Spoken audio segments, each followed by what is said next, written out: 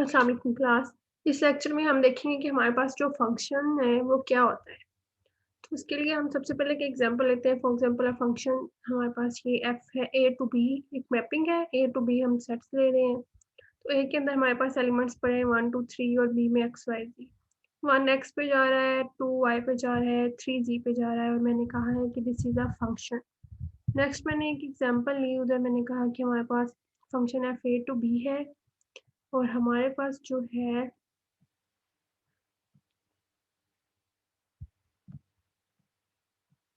ये जो 1 है वो x पे जा रहा है, 1 ही y पे जा रहा है, 2 3 पे एंड 2 z पे एंड 3 y पे। तो मैंने कहा this is not a function. अब ये इसकी क्या रीजन हुई, तो इससे हमें पता चलेगा कि अब हमारे पास जो a के एलिमेंट्स हैं वो आपके पास जो एलिमेंट यूनिक एलिमेंट जो है, मतलब अब 1 x पे जा रहा है तो 1 को आपके पास y पे नहीं जाना चाहिए था। तो फिर हम कहते हैं कि दिस इज अ फंक्शन। अब 1 x पे भी जा रहा है, 1 y पे भी जा रहा है, तो इससे पता चल गया कि ये हमारे पास एक फंक्शन नहीं है।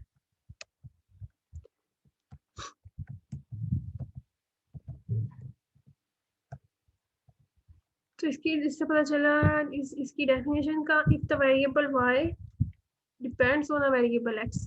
वेरिएबल y इंटू एक्स का मतलब ये है कि हम यहाँ पे जो है वो this is y and this is x total, कि आपके पास ये पूरा सेट जो पूरा है यहाँ पे मैपिंग y टू x पे है। जहाँ variable y depend on a variable x in such a way that each value of determines exactly one value of y, then we say y is a function of x. तो basically ये आपके पास ऐसे है कि यहाँ आपके पास f mapping है such that a b था तो कैपिटल x एंड y। तो आपके पास यहाँ पे एलिमेंट्स x के आ रहे हैं, यहाँ पे एलिमेंट्स y के आ रहे हैं। तो हम कहेंगे कि अगर हमारे पास हर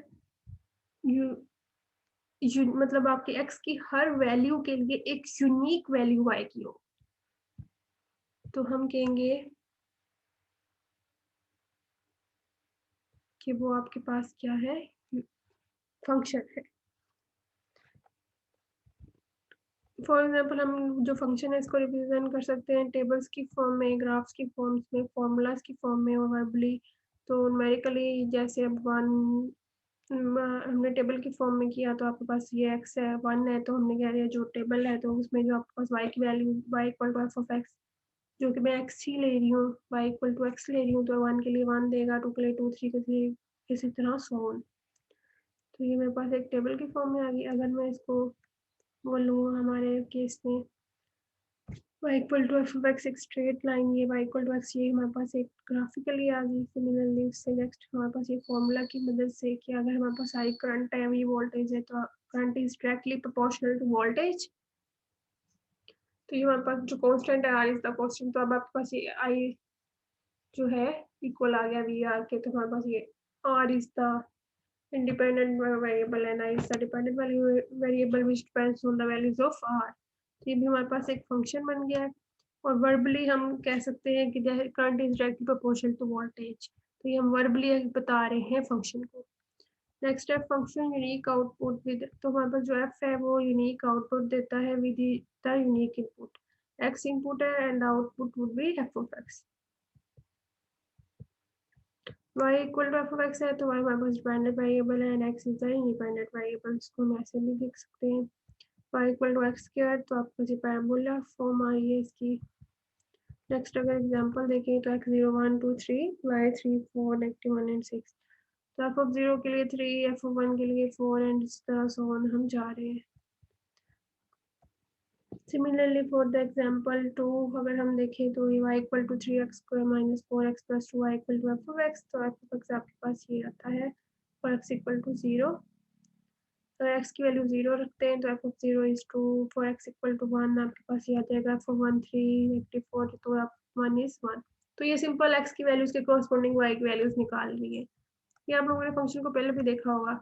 तो इससे अब आप देख सकते हो कि हमारे पास जो है बेसिकली फंक्शन में ये होता है कि आपके पास डोमेन के एलिमेंट्स को रिपीट नहीं होना चाहिए। जैसे हमने शुरू में देखा तो आपके पास 1 जा रहा था, फॉर एग्जांपल 1 x पे भी जा रहा है और 1 ही y पे जा रहा है, तो वो अब आपके पास इसमें 1x इंटू 1y आ गया, तो ये आपके पास बेसिकली फंक्शन वो नहीं रहता था। अब हम फंक्शन को अगर चेक करना हो तो हम वर्टिकल लाइन टेस्ट से भी चेक कर सकते हैं कि अगर आपके पास कोई ग्राफ गिवन हो और आपने देखना हो कि वो फंक्शन है कि नहीं।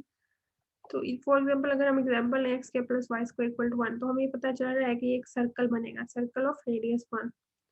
तो ये आपके पास एक सर्कल बन गया। अगर मैं इसमें से एक वर्टिकल लाइन गुजारती हूँ तो वो 2 पॉइंट्स में से गुजरती है, जिससे हमें ये पता चलेगा कि जब आपके पास कोई भी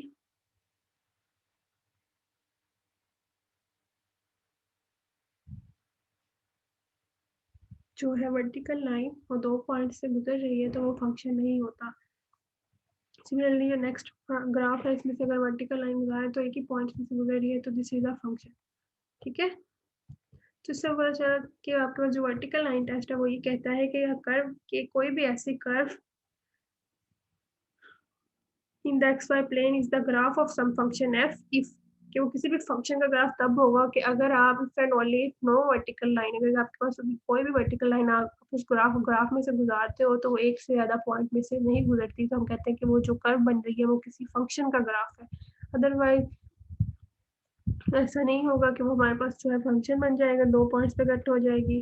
तो यही इसमें मेंशन किया हुआ है, curve in the X Y plane is the graph of some function F if and only if no vertical line intersects the curve more than once. तो ये हमारे पास यही है, अगर ये हम नीचे 3 पॉइंट में से गुजर रही है तो this is not a function.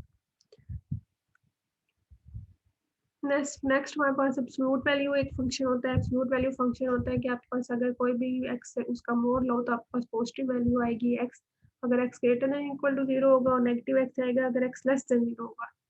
तो this is the graph of the mode function. और नीचे आपके पास डिस्क्राइब है 5 mode is 5, negative 5 mode is obviously 5, 0 mode is 0। इसकी कुछ प्रॉपर्टीज है, अगर ए भी हमारे पास कोई भी रियल नंबर्स हो, ये रियल नंबर्स के सेट को हम इससे डिनोट करते हैं, तो माइनस ए मोड लेते हो तो that is also A mod, and A B mod लेते हो तो आपके पास A mod into B mod. A next A mod over B, A और बी मोड लेते हो तो आपके पास उसमें भी इक्वल आ जाएगा, लैदा जो रियल नंबर्स है ए मोड और बी मोड का लैदा मोड आ गया। Where B should not be equal to 0, क्योंकि अगर आपके पास डिनोमिनेटर की टर्म 0 हो जाती है तो आपके पास जो टोटल टर्म है ये हम हमारे पास डिफाइन नहीं रहती, तो इसलिए हम साथ मेंशन करते हैं कि B should not be equal to 0। उससे नेक्स्ट नंबर प्रॉपर्टी है ट्रायंगल इनक्वालिटी। तो ट्रायंगुलर इनक्वालिटी कहती है कि ए प्लस बी मोड आपके पास लेस एंड इक्वल होता है A mod plus B mod.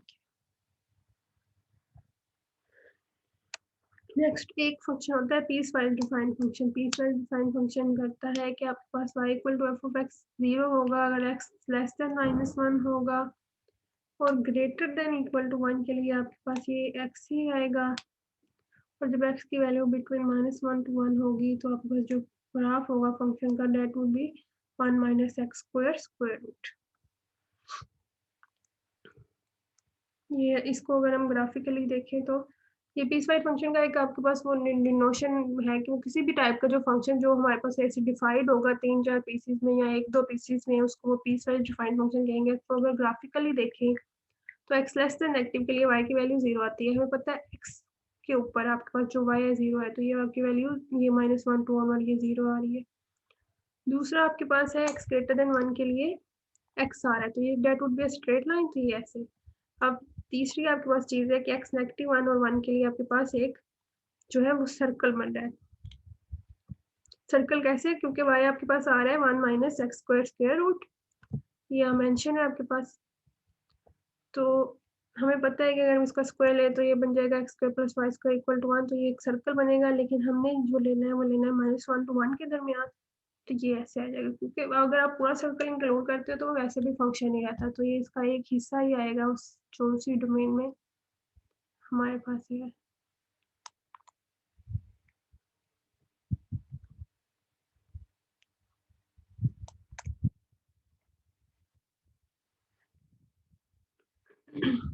Next जो है हम देखेंगे डोमेन रेंज। तो इसमें जो फंक्शंस को डिस्क्राइब किया है वर्टिकल लाइन टेस्ट है, इससे रिलेटेड एब्सोल्यूट वैल्यू फंक्शन, हमारे पास पीस वाइज डिफाइंड फंक्शन, बहुत सारे फंक्शंस होते हैं, ट्रिग्नोमेट्रिक फंक्शन है, पॉलिनोमियल फंक्शन है, ये सब आप लोगों ने पहले भी देखे होंगे कहीं ना कहीं। तो एक्सपोनेंशियल फंक्शन e की power x, polynomial function a n x n plus a n minus 1 x n minus 1 so on में आपके पास जो है ये a नोट से स्टार्ट कर लिया उसको लास्ट से लिया है। तो expo trigonometric function cos x sin x tan x तो ये फॉर्म फंक्शंस है बेसिकली। तो इनमें मौजूद इनसे रिलेटेड कोई क्वेश्चन हो या आपको फंक्शन की अभी तक आइडिया उसका क्लियर ना हुआ हो, तो आप लोग वो भी पूछ सकते हो।